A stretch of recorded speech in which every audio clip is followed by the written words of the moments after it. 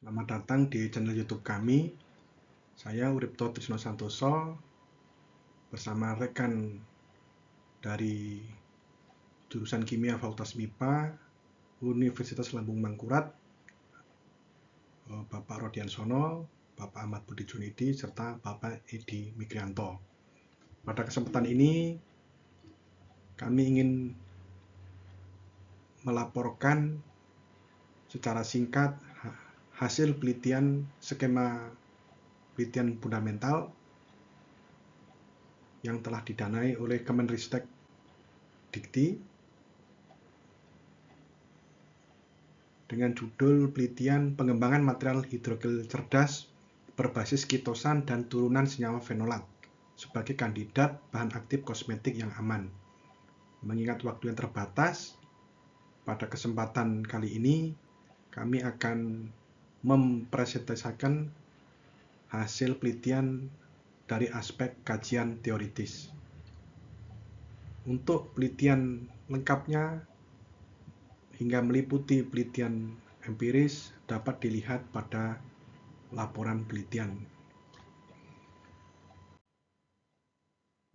Kami memilih kitin atau kitosan sebagai bahan dasar untuk membuat hidrogel karena kitin merupakan bahan alam yang melimpah. Selain itu, bersifat tidak toksik, mudah didegradasi, dan juga bersifat biokompatibel.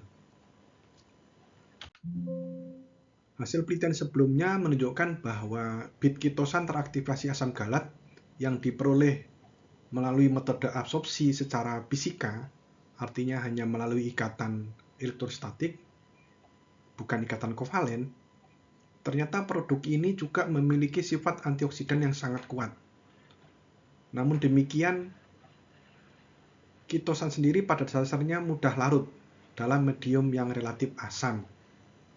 Untuk mengatasi kelarutan ini, biasanya dilakukan proses pengikatan silang. Agen pengikatan silang dapat digunakan bisa glutaraldehid atau epikloridrin. Hasil penelitian kami menunjukkan bahwa bit kitosan yang telah terikat silang, misalnya dengan epikloridrin, memang tidak larut, dan ini masih bisa untuk mengikat asam galat secara ikatan amida. Dan ternyata produk ini juga memiliki sifat aktivitas antioksidan yang tinggi, bahkan bisa dikategorikan antioksidan yang sangat kuat. Sayangnya proses ini melibatkan agen pengikat silang epichlorohydrin yang kita tahu ini sangat toksik, sehingga sangat tidak applicable apabila akan diterapkan untuk industri kesehatan, kosmetik atau makanan dan sebagainya. Nah, untuk mengatasi kelemahan ini maka perlu dicari metode untuk mengikat silang atau mensintesis bit kitosan teraktivasi asam galat sedemikian rupa asam galat ini bisa terikat secara relatif kuat, tidak mudah lepas, tapi juga tidak menurunkan aktivitas antioksidannya. Dengan kata lain, kita harus mencari prekursor atau model senyawa analog asam galat yang sesuai. Nah, untuk mencari bahan itu dapat dilakukan dengan metode eksperimen trial and error, metode coba-coba, bisa juga dengan metode pendekatan teoritis. Dalam penelitian kami melakukan keduanya, ya, pendekatan eksperimen maupun pendekatan teoritis. Tentu saja pendekatan teoritis relatif lebih murah dilakukan dibandingkan metode eksperimen. Nah, dalam kajian teoritis yang kami telah lakukan, kami telah mencoba dua pendekatan. Secara umum ada dua pendekatan, yaitu metode semi-empirik dan metode kuantum. Metode semi-empirik yang telah kami coba meliputi AM1, RM1, PM3 yang terdapat dalam perangkat lunak Hyperjam. Kemudian metode SIM empirik PM6 dan PM7 juga kami lakukan dengan menggunakan bantuan perangkat lunak MOPEC 2016. Sedangkan metode kuantum meliputi B3LYP, 321, 631, dan seterusnya hingga 6311++ G double star menggunakan perangkat lunak QICEM. Nah, senyawa yang kami gunakan untuk training set sebanyak 74 buah dan sebagai test set sebanyak 22 senyawa. Nah, parameter yang kami gunakan untuk melihat atau meramalkan potensi antioksidan yaitu BDE atau Bond Dissociation Enthalpy. Sebagai rumus ini, maka untuk menghitung BDE kita harus menghitung entalpi senyawa radikal, senyawa fenol radikal, juga menghitung entalpi senyawa fenol netral yang belum terbentuk radikal. Untuk HH, ini entalpi hidrogen, ini sudah standar dan sudah banyak dilaporkan oleh peneliti, sehingga kita tidak perlu menghitung ulang. Nah, hasil kajian teoritis ini kemudian kami kaji validitasnya, dan jika sudah valid baru digunakan untuk mendesain senyawa baru. Nah, hasil kajian secara SIM empirik dengan metode SIM empirik menunjukkan secara grafik kita bisa lihat tampak semuanya fit ya. AM1, RM1, PM3 maupun PM7 hasil prediksi dibandingkan dengan hasil eksperimen cukup akurat ya.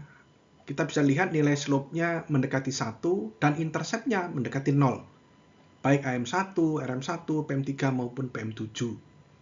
Kalau kita lihat dari sebaran data, AM1 memang tidak terlalu fit dengan trendline model dibandingkan PM3 maupun PM7. Ya, RM1 cukup dekat, tapi kita lihat sekilas dari grafik PM7 yang paling baik. Nah, ini dari angka slope dan intercept juga kita bisa lihat. Memang yang lebih mendekati 1 slope-nya adalah PM7. Ya, 1,00 ya, 53 dibandingkan misalnya AM1 1,03. Begitu pula dengan intercept. PM7 lebih mendekati 0 dibanding AM1. Nah, tapi kalau lihat sekilas juga angkanya mirip-mirip. Nah, untuk memastikan, maka kita lakukan uji statistika regresi linear. Dari uji statistika regresi linear dapat kita lihat memang PM3 dan PM7 memenuhi ya, kriteria intercept dan slope-nya. Batas konfidensinya untuk intercept dapat kita terima ya. Artinya tidak berbeda signifikan dengan 0. Slope tidak berbeda signifikan dengan 1. PM3 maupun PM7 dapat kita lihat di sini ya. Ini saya beri tanda warna hijau. Itu artinya memenuhi. Untuk RM1 intercept-nya memenuhi tapi slope-nya tidak. Karena batas bawah slope sudah di atas 1. Apalagi AM1. Ini slope maupun intercept-nya tidak memenuhi. Dari sini kita lihat di warna kuning gitu ya. Warna kuning. Untuk AM1 dengan demikian hanya PM3 dan PM7 yang mungkin berpotensi diuji lebih lanjut. Nah, secara umum dapat kita katakan PM3 dan PM7 ini relatif akurat untuk menghitung entalpi senyawa netral.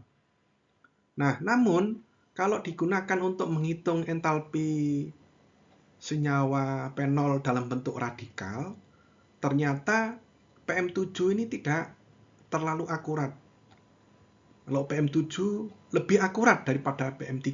Kita lihat slope-nya untuk PM7 lebih mendekati 1 dibanding PM3. Sayangnya PM7 intercept-nya jauh dari 0, ini 14 ya. Sedangkan PM3 3,6.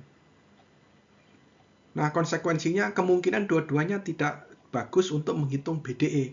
Nah, ternyata setelah kita coba untuk menghitung BDE terbukti PM3 ini sangat tidak akurat. Ini slope-nya jauh dari 1, intercept-nya jauh di atas 0.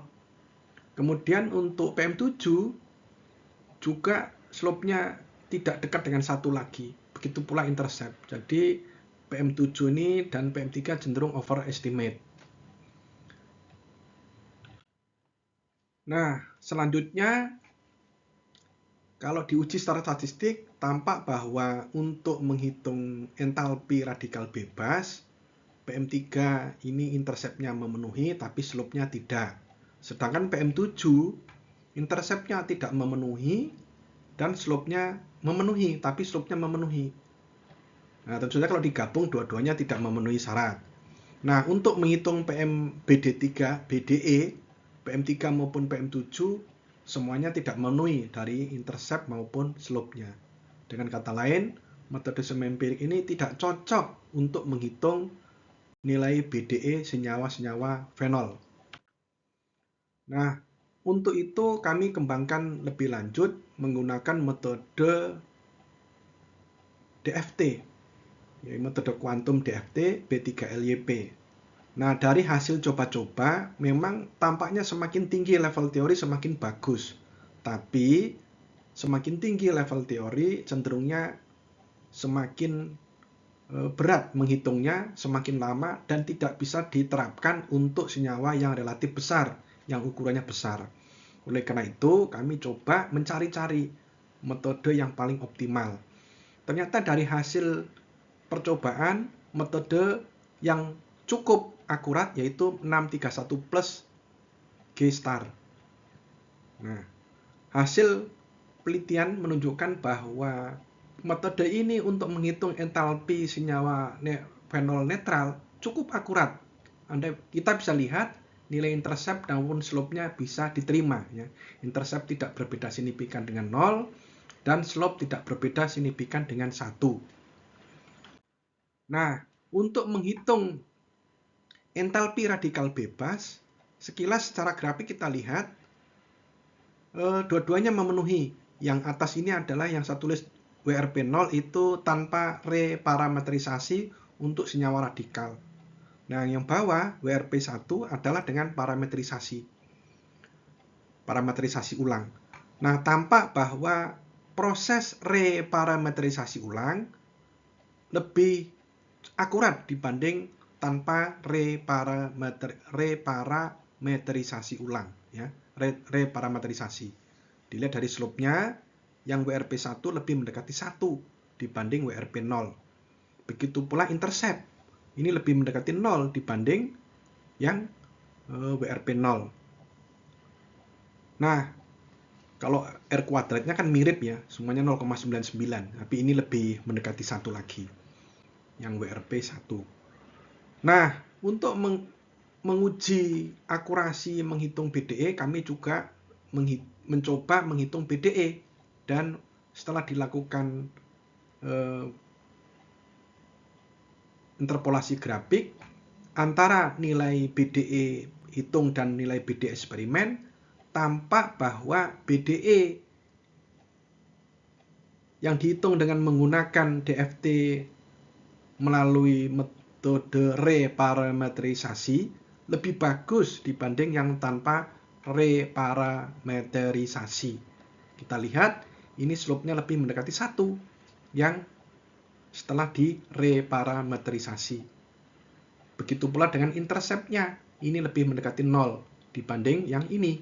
Yang WRP0 ini intercept-nya 29. So, bisa kita katakan metode reparametrisasi lebih cocok untuk menghitung nilai BDE. Nah, untuk memastikan itu kita bisa lihat dari hasil uji statistika regresi linear. Dapat kita lihat memang untuk entalpi radikal bebas tanpa reparametrisasi itu slope-nya mendekati 1, tapi batas atasnya pun masih di bawah 1. So, bisa dikatakan memang tidak cukup akurat, masih kurang sedikit gitu ya. Nah, kalau yang reparametrisasi, dua-duanya diterima ya, baik intercept maupun slope, yang saya tandai warna hijau. Nah, untuk menghitung BDE, ternyata walaupun sedikit selisihnya, akibatnya fatal. kita lihat untuk BDE yang dihitung tanpa rematerialisasi, baik intercept maupun slope-nya bisa diterima ya, tidak bisa diterima.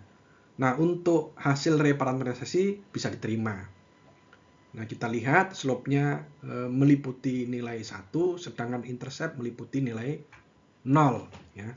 Ya, kalau kita hitung p-value-nya semuanya di bawah 0,05 ini untuk BDE WRP1. Nah, ini masih rentangnya walaupun diterima masih agak jauh. Kami juga sudah mencoba menggunakan high level teori dan senyawa yang lebih banyak, hasilnya lebih akurat. Dari hasil itu, maka kita bisa menindaklanjuti dengan desain senyawa baru secara teoritis. Nah, hasilnya dapat kita lihat bahwa kitosan asam galat yang terikat secara kovalen melalui pembentukan ikatan amida di sini ini memiliki BDE 70,91. Sementara yang imina ini ada double bond CN, BDE-nya 69,46. Sementara yang ester 73,02.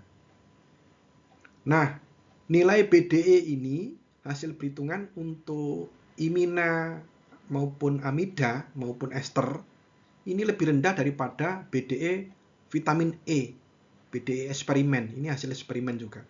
Nah, ini menunjukkan bahwa aktivitas antioksidan produk ini berpotensi lebih kuat, lebih bagus dibandingkan vitamin E. Nah, ini sesuai dengan harapan. Nah, hasil verifikasi dengan secara eksperimen, hasil penelitian kami juga menunjukkan bahwa kitosan asam galat yang terbentuk melalui ikatan imina memiliki kemampuan meredam radikal bebas DPPH lebih bagus dibandingkan amida. Dari hasil penelitian ini, maka dapat diambil kesimpulan bahwa kita harus hati-hati gitu ya dalam melakukan kajian teoritis. Kita lihat tadi metode semempirik PM3 dan PM7 akurat untuk menghitung entalpi senyawa fenol netral. Fittingnya bagus dan secara statistik juga bisa diterima. Namun untuk menghitung senyawa radikal itu tidak akurat. Konsekuensinya tentu saja PM3 dan PM7 ini gagal untuk menghitung BDE. Nah, dengan metode kimia komputasi, metode kuantum DFT B3LYP 631 plus G-star, ini bisa digunakan untuk menghitung senyawa netral, fenol netral maupun radikal secara akurat.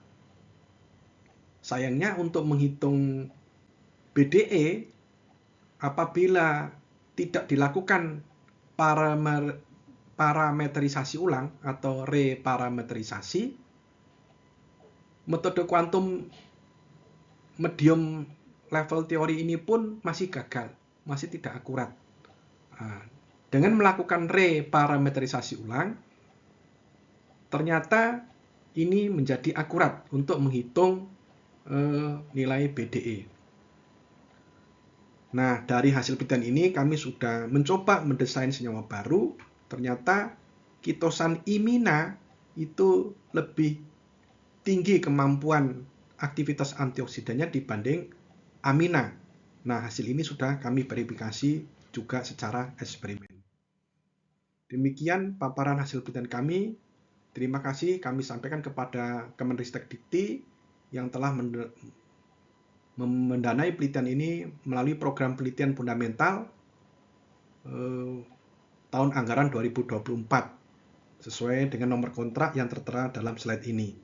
Kami juga berterima kasih kepada LPPM Universitas Lampung Mangkurat yang telah mendukung dan memfasilitasi penelitian ini. Juga kepada tim pembantu pelaksana penelitian, yaitu mahasiswa-mahasiswa yang sedang tugas akhir. Apabila diperlukan informasi lebih lanjut, Bapak Ibu atau rekan-rekan mahasiswa dapat menghubungi saya melalui program studi kimia Fakultas MIPA Universitas Lampung Mangkurat dengan email utsansuntoso.ulm @ulm.ac.id. Demikian, terima kasih atas perhatiannya.